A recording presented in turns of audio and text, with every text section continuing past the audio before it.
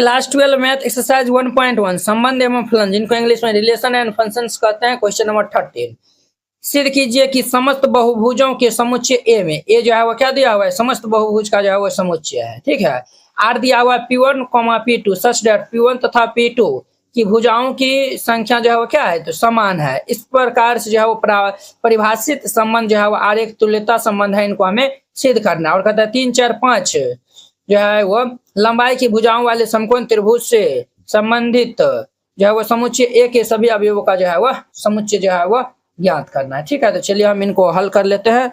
यहाँ पे हल दे देना है और फिर जाके इनको हल करिएगा। क्लियर, तो चलिए ध्यान दीजिए यहाँ पे। तो हमारे पास जो दिया हुआ है उनको हम पहले राइट डाउन कर लेते हैं।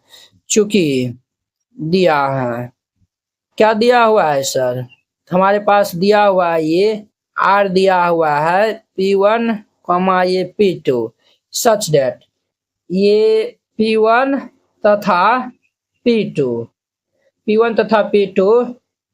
की भुजाओं की संख्या क्या है, भुजाओं की संख्या समान है।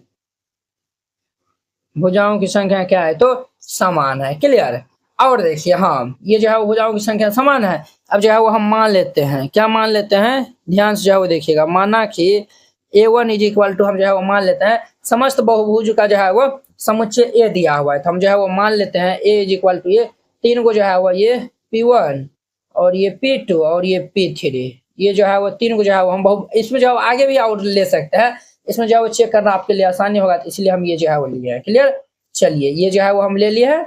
अब देखिए हम जो है वो आर निकालेंगे, तो आर जो है इन्हीं के साथ में कार्टेशियन प्रोडक्ट करेंगे, तो आपको जो है बतेबे किए हैं ये हमारा क्या होगा, तो ये P11 फिर ये हमारा P1 और ये P2 होगा, फिर ये P1 P3 होगा। क्लियर, फिर ये P2 P1 होगा। क्लियर, फिर ये P2 P2 होगा, फिर ये P2 P3 हो जाएगा, फिर ये P3 P1 होगा, फिर ये P3 P2 होगा, फिर ये P3 P3 होगा। क्लियर, इस प्रकार से हमारा R निकल जाएगा। अब जो है वो हम पहला हम जो है वो चेक करते हैं, क्या चेक करते हैं, तो वह समतुल्य हम जो है वो चेक करते हैं। तो यहाँ पे लिख देना है समतुल्य। तो समतुल्य की जांच हम जो है वो समतुल्य की जांच जो है वो हम कर लेते हैं। तो समतुल्य हम जो है वो हम क्या देखते हैं, तो सेम जो है वो R में होना चाहिए। तो देखिए P1, ये हमारा P1 ये हमारा किस में R में है, और ये P2 और ये P2 ये भी हमारा क्या है, ये भी R में है। P3 ये भी हमारा R में है। ये हमारा P3 ये भी हमारा क्या R में है। सेम जो है वो R में है, इसलिए R हमारा क्या होगा, तो देयरफॉर ये R जो है वो समतुल्य संबंध होगा। तो देयरफॉर ये R समतुल्य संबंध है। R हमारा क्या है, तो समतुल्य संबंध है। क्लियर हो गया। अब चलिए ये हमारा R जो है वो समतुल्य हो गया। अब देखिए हम जो है वो सेकेंड में चेक कर लेते हैं। समतुल्य के बाद हम समित की जांच कर लेते हैं। यहाँ पे लिख दीजिए समित की जांच।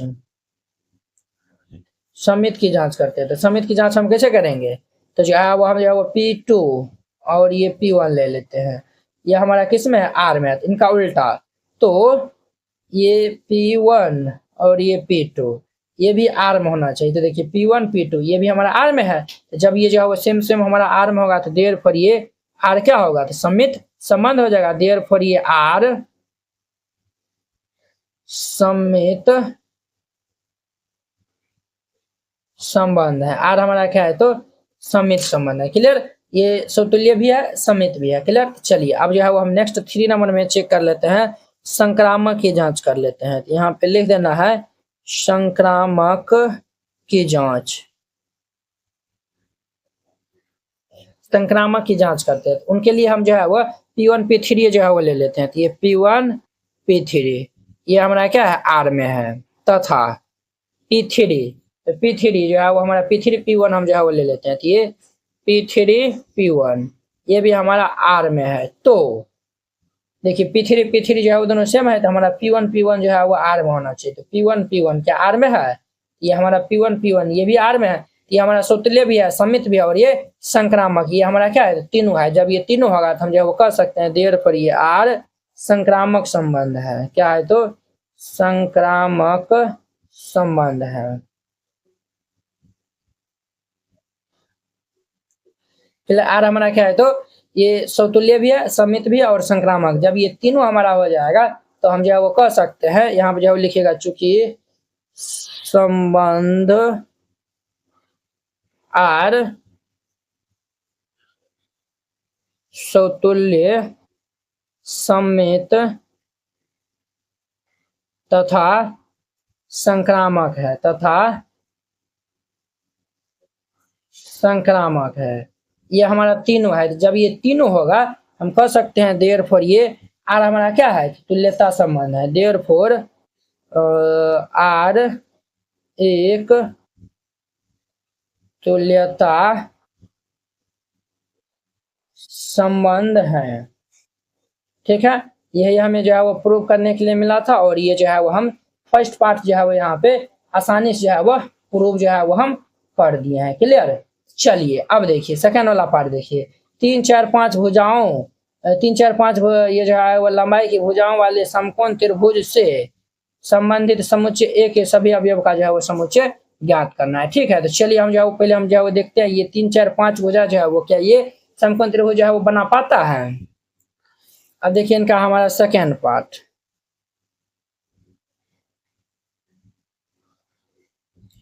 तो सेकेंड पार्ट हमारा जो है त्रिभुज की भुजा की लंबाई जो है वो कितना दिया हुआ है, तो चूंकि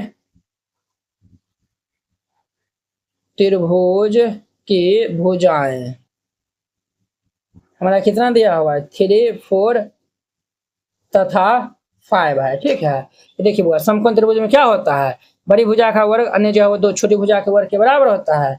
ये हम यहाँ पे करेंगे सिंस 5 स्क्वायर बराबर ये 3 स्क्वायर प्लस ये 4 स्क्वायर। तो 5 स्क्वायर कितना होता है 25 बराबर 3 तियाक 9 प्लस 4 चौक 16। तो देयरफॉर ये 25 बराबर कितना होगा 25 हो जाएगा। 25 जो है वो 25 के बराबर है। क्लियर। 25 जो है वो किन के बराबर है तो 25 के बराबर है। ये हमारा क्या है, ये जो तीनों भुजा वाला जो है वो दिया हुआ है, तो ये हमारा क्या है तो समकोण त्रिभुज भी है और ये जो है वो 3 भुजाओं वाला जो है वो क्या है तो बहुभुज भी है। ठीक है, तो यहाँ पे जो लिख दीजिएगा चूंकि यह एक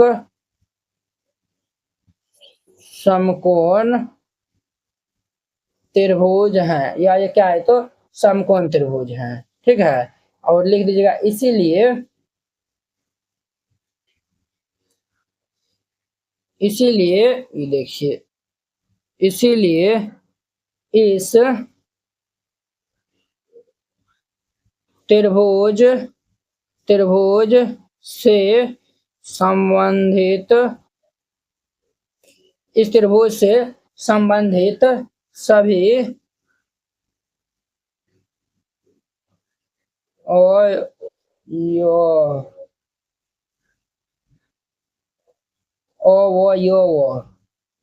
इसीलिए ये जो वो इस त्रिभुज से संबंधित सभी अवयव का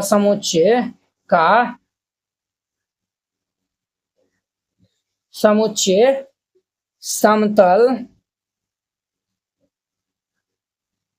में स्थित सभी त्रिभुजों का क्या होगा तो समुच्चय होगा। सभी त्रिभुजों का समुच्चय होगा। ठीक है, इस तरीका से बना देना और ये इनका आंसर हो जाएगा। आई होप कि आप लोग ये 30 नंबर क्वेश्चन बहुत अच्छा तरीका से समझ गए होंगे। तो चलिए अब हम नेक्स्ट वीडियो में मिलते हैं इनके 40 नंबर क्वेश्चन के साथ में।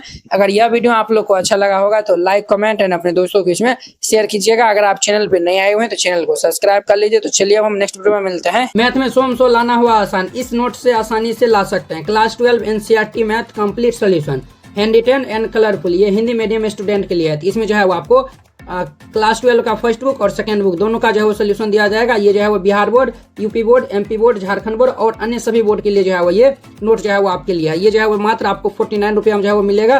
बोर्ड परीक्षा में अच्छे अंक लाने का शानदार मौका।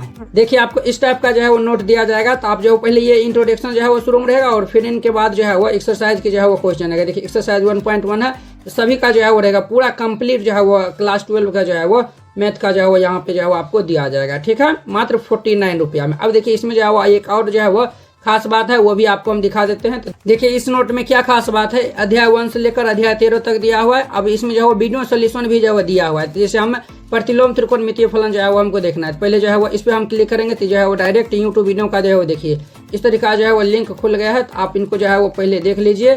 देखिए इस तरीका जो है वो सब वीडियो जो है वो देख लीजिए, फिर जाके जो है वो राइट डाउन करिए। तो ये नोट आपको मिलेगा कैसे, अगर आप ये नोट लेना चाहते हैं तो इस QR कोड पे जो है वो 49 रुपया सेंड कर दीजिएगा। या फिर जो है वो कोई दिक्कत होता है QR कोड नहीं काम करता है, आप इस नंबर पे जो है वो व्हाट्सअप में जो है मैसेज करके जो है वो आप पूछ सकते हैं, या फिर कॉल भी जो है वो कर सकते हैं। और पैसा जो है वो सेंड करने के बाद जो है वो इनको जो है इनका जो है वो स्क्रीनशॉट जो है वो व्हाट्सअप में जो है वो भेज दीजिएगा। कन्फर्म होते ही आपको PDF जो है वो भेज दिया जाएगा।